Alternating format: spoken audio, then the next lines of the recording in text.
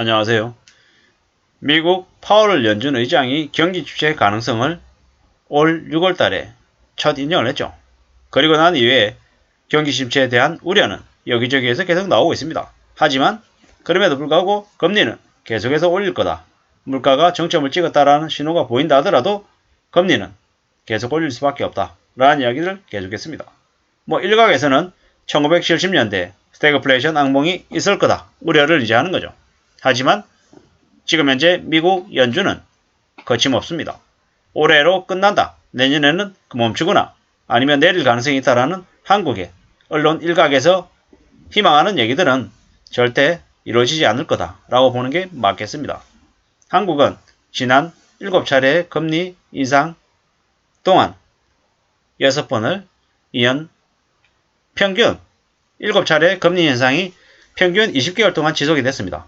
흔히 얘기하기를 금리 인상은 2년 동안에 벌어진다라고 봐야 되는 거죠. 한 차례인가 아마 좀 기간이 좀 짧았던 걸로 기억하는데 대부분의 경우는 20개월 이상 지속됐다라고 봐야 되는 거죠. 그리고 어김없이 2년 동안 금리를 올리고 그 다음 2년은 경기 침체가 왔습니다. 그리고 그 다음은 또 날아다녔죠. 이게 미국이 지난 7차례 금리 인상을 하면서 겪어왔던 경험입니다. 그 경험치를 바탕으로 금리를 올린다라는 거죠. 한국은 그에 대한 대비가 제대로 되어 있냐라고 봤을 때 좀 안타깝게도 제대로 된 대응을 못할 것 같습니다. 흔들면 흔들리는 것 같다라는 생각이 드는 거죠. 이제 우리는 물가 가파르게 오르기 때문에 생활비 부족에 시달립니다. 그래서 어떻게든 생업을 뺏기지 않게끔 더 발버둥 치고 더 대응하고 더 대비해야 될 것 같습니다. 그것 말고는 우리가 헤쳐나갈 길이 없다라고 봅니다. 앞으로 많은 기업들이 아마 도산하겠죠. 그리고 연끌비투한 이들이 대거 몰락하고 무너질 겁니다. 그리고 무너지지 않는 사람들은 아마 빚을 갚느라고 허덕이면서 살겠죠. 그러면 경제가 내수가 많이 어려워질 겁니다. 당연한 얘기입니다. 이미 전 세계의 공급망 붕괴, 인플레이션 심화, 전쟁 위기 이런 것들 때문에 계속 상황이 안 좋습니다. 물가 상승은 여전히 진행 중이죠. 한국경제부총리가 물가가 10월달에 정점이 될 거다라고 그렇게 얘기했는데 믿기 어려운 얘기죠. 이제 추석을 앞두고 물가가 더 요동칠 것 같아 더 우려스러워 합니다. 한국도 미국도 전부 다 부정적인 경기 예측이 심해지고 있죠. 연착륙은 무리가 아닌가라고 생각을 합니다.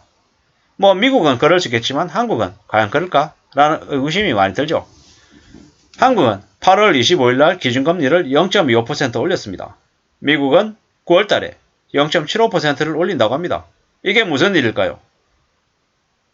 반대가 되어야 될 상황인데 한국은행은 정치적인 행보를 보이고 있고 윤석열 정부의 눈치를 보느라 제대로 된 대응을 안 하고 있다, 못하고 있다라고 봐도 무방하지 않겠습니까?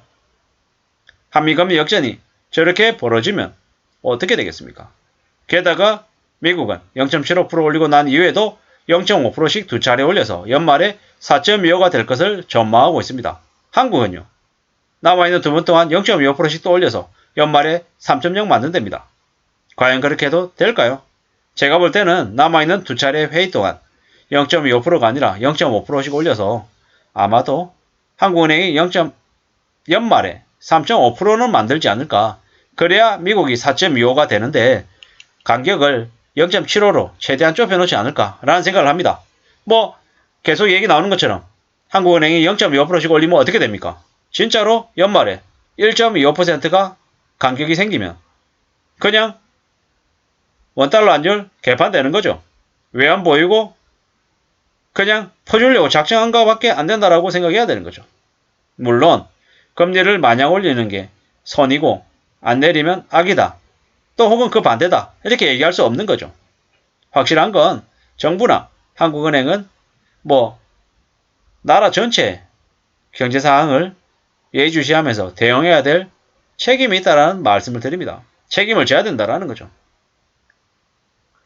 고물가를 한 사람이 막을 수 없다라는 얘기를 한국의 총리가 했습니다.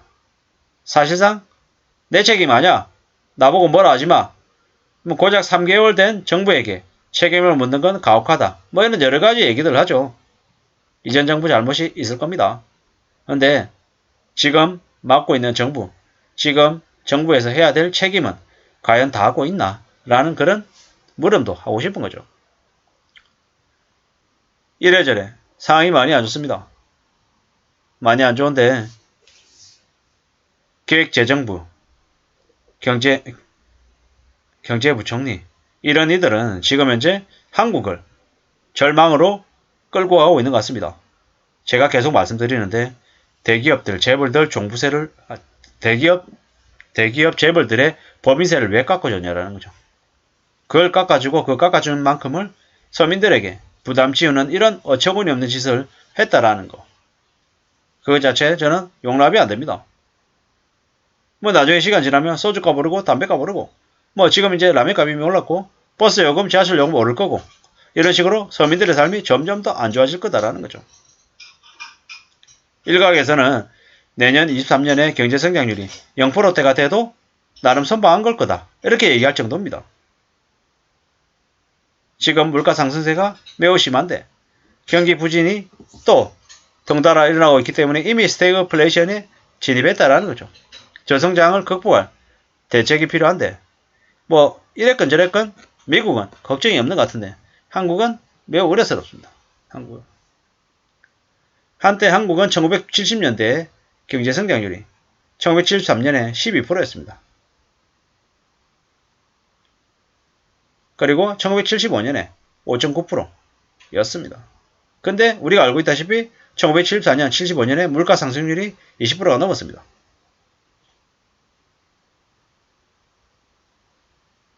(1979년 8월에) 폴 보커는 기준금리를 11.5에서 15.5%로 4% 올렸습니다. 그게 안 돼가지고 1981년에는 19%까지 올렸죠. 난리가 났었습니다.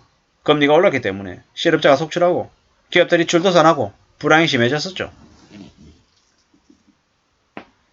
물가 상승을 통화견축 물가 상승을 막기 위해서 금리를 가파르게 올리면 또 경기가 침체되고 많은 사람들이 고통을 받는다는 건 당연한 얘기라는 거죠. 한국에 앞으로 기준금리를 안 올릴 수 없는 상황이죠. 그러면 경기 침체가 올 수밖에 없다라고 또 해석을 해도 무리일까요? 어떨까요?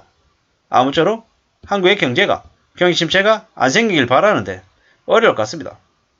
급격한 금리 인상이 경기 침체를 가져오기 때문에 정부 차원의 대책이 마련돼야 될 것 같은데 지금의 정부가 제대로 된 대책을 세운다? 못 세운다? 못 세우고 있는 것 같습니다. 사실상 내버려두고 책임질 짓을 안 하는 것 같습니다. 그렇기 때문에 우리는 더욱더 각자 도생해야 되고 각자 자신의 삶을 들여다보고 최대한 안전을 추구해야 될 것 같습니다. 그거 말고는 길이 없는 것 같습니다. 뭐 지금 현재 많은 사람들이 무지출 챌린지 이러면서 절약 모드로 들어가는 게 괜히 그런 게 아니라는 거죠. 경기 침체 우려 때문에 삶의 위협을 받을까봐 스스로 대응하는 거다라고 보면 좋을 것 같습니다. 감사합니다.